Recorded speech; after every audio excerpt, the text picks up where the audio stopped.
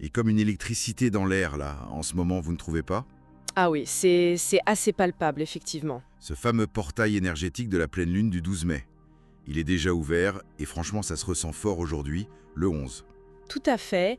Et on va justement regarder d'un peu plus près les énergies très spécifiques de cette pleine lune en Scorpion. Oui. D'après ce qu'on a pu analyser, ce n'est vraiment pas une lunaison ordinaire.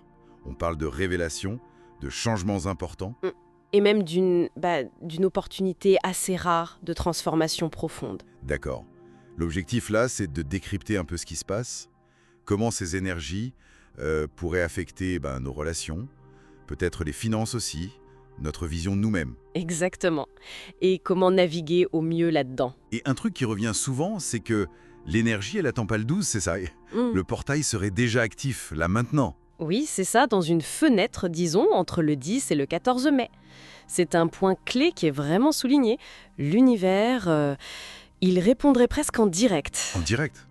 C'est-à-dire? Les pensées, même celles qu'on a un peu comme ça à la volée ou même un peu sarcastiques, Oui. elles auraient tendance à se manifester très très vite. Une des descriptions utilise une image assez forte.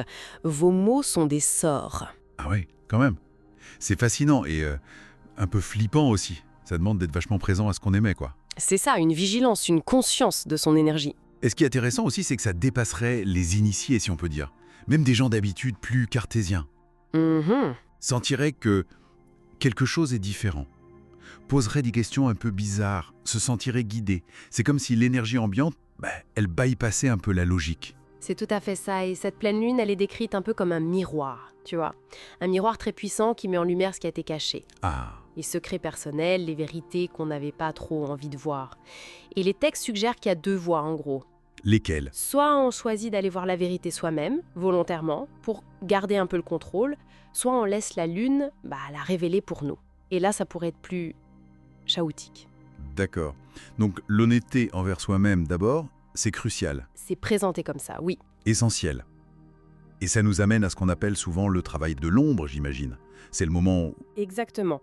Les analyses indiquent que c'est une période très propice pour ça. Ce travail de l'ombre, tel que c'est décrit ici, ce serait d'oser regarder en face les vieux traumatismes, les peurs profondes qui peuvent ressurgir. Hmm. Et l'accent est vraiment mis sur la gestion des émotions. Respirer, être conscient pour pas partir en vrille, quoi. Pour éviter les réactions négatives. C'est une opportunité de faire le ménage en quelque sorte. Oui, de couper des vieux trucs. Oui. Oui, de se détacher du passé, de couper des liens qui ne servent plus. Il y a même une suggestion de rituel symbolique avec le feu, par exemple. D'accord. Et avec le scorpion aux commandes, on imagine que les émotions, les relations, ça doit être intense. Ah oui, carrément. Les analyses pointent une vraie intensification, énergie émotionnelle et même sexuelle. Ah. Mais c'est présenté comme un potentiel à double tranchant. C'est-à-dire? Si on canalise bien cette énergie vers la créativité, la romance, ça peut vraiment raviver la flamme dans un couple, ou même aider à attirer un nouvel amour. Ok, ça c'est le côté positif. Mais si cette même énergie est dirigée vers la négativité, les reproches, le manque Oui. là, ça peut fragiliser les liens. Voire les casser. Donc il faut être vigilant sur où on met cette intensité. Donc plutôt miser sur des gestes créatifs, des surprises, des choses qui renforcent le positif. Voilà, c'est ce qui est suggéré. C'est un bon moment pour ça. Très clair. Et sur le plan plus matériel, les finances, on parle de changements possibles aussi? Oui, les documents évoquent cette possibilité. Changement financier, mais aussi dans les dynamiques de pouvoir. Ça pourrait être des rentrées d'argent un peu inattendues. Genre? Héritage, gain, des remboursements. On parle même d'un possible transfert de richesse. Intéressant. Mais faut pas juste attendre que ça tombe du ciel, j'imagine, hein? Non, justement. C'est surtout présenté comme un moment clé pour regarder sa situation financière en face, même si c'est pas confortable. Faire le point? Quoi? Un bilan? C'est ça. Regarder les dettes, penser à investir, peut-être négocier sa valeur au travail. Cette prise de conscience, elle préparerait le terrain pour la suite. La suite? Oui, les mois qui viennent, surtout juin à septembre, sont décrits comme un rail à grande vitesse pour la manifestation. Donc ce qu'on initie maintenant. D'accord, ça prépare le terrain. Et il y a aussi cette expression qui m'a intrigué. L'énergie de personnage principal. Qu'est-ce que c'est que ça? Ah oui, ça décrirait un sentiment accru de confiance, d'alignement. Comme si on devenait plus magnétique, tu vois? Mhm. C'est une invitation à prendre sa place, à oser s'exprimer, sans se retenir, à ne plus se faire tout petit. C'est pas une question d'ego alors, hein? Non, pas du tout. C'est décrit comme une activation par résonance, quelque chose de plus profond. Même les personnes d'habitude discrètes pourraient sentir cet élan, cette envie d'occuper plus d'espace. C'est une image puissante, ça. Mais alors, une fois que le pic du 12 est passé, le 13, par exemple, ça retombe comme un soufflet. Eh bien, pas tout de suite, non. Les écrits mettent en garde, enfin, attirent l'attention sur le 13 mai. L'énergie pourrait, comme détonner. Détonné. Ouais. Ce qui était peut-être un peu flou, ce qui mijotait, ça deviendrait soudain très clair, évident. C'est parfois décrit comme une sorte de purge karmique, un grand déchargement. Une clarification un peu brutale, peut-être. Une clarté accrue, oui. Et souvent, un sentiment d'être vraiment poussé à l'action. Et puis, le voile serait plus fin. C'est-à-dire la connexion avec l'invisible. Oui, la guidance plus forte.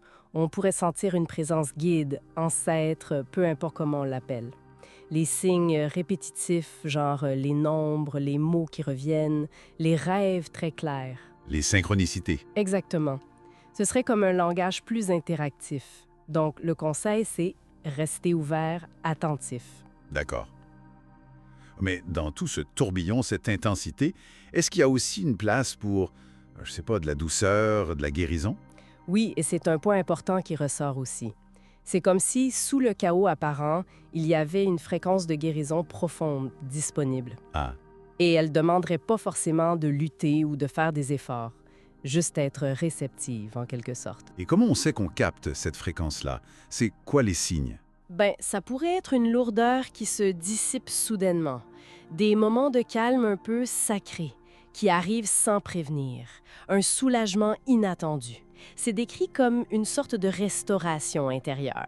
Ça voudrait dire que l'éveil, le changement, c'est pas un truc qu'on prépare pour demain, mais c'est déjà là, en fait. C'est tout à fait ça. Les analyses insistent là-dessous, le changement il a commencé bien avant cette pleine lune. Ce calme qu'on peut parfois sentir au milieu de l'agitation, ou cette clarté soudaine, Oui, c'est l'évolution qui est déjà en marche. Ce n'est pas juste une préparation.